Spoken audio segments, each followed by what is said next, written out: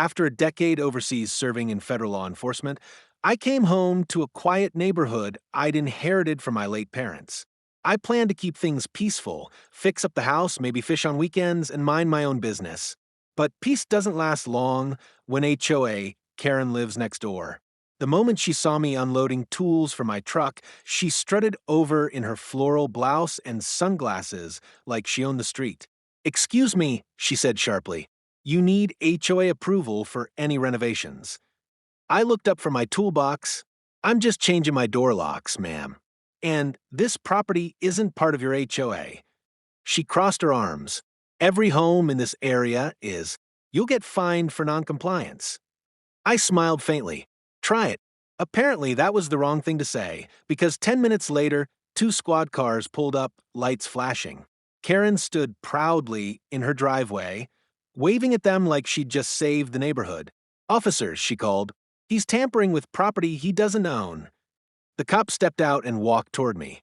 I was still holding the drill, halfway through installing the new deadbolt. One of them asked, "Sir, can we see some ID?" "Of course," I said calmly, pulling out my wallet.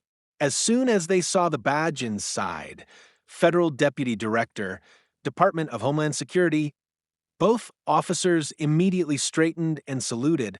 Karen froze mid-smirk. "Why are you saluting him?" she stammered. The lead officer turned to her. "Ma'am, this man outranks every law enforcement officer in this county." Her face drained of color. I didn't know." I handed the officer a folder. "Here's the title deed proving I own the property outright. And for the record, this area hasn't been part of an HOA in 15 years. The officer nodded respectfully. "We'll make sure she understands that, sir." Karen tried to mumble an apology, but I just smiled. "No need. You've made your point, and I've made mine." They escorted her back to her porch while I finished tightening the last screw on my new lock. From that day on, Karen never spoke to me again, but she sure made a point of locking her own doors whenever she saw me outside.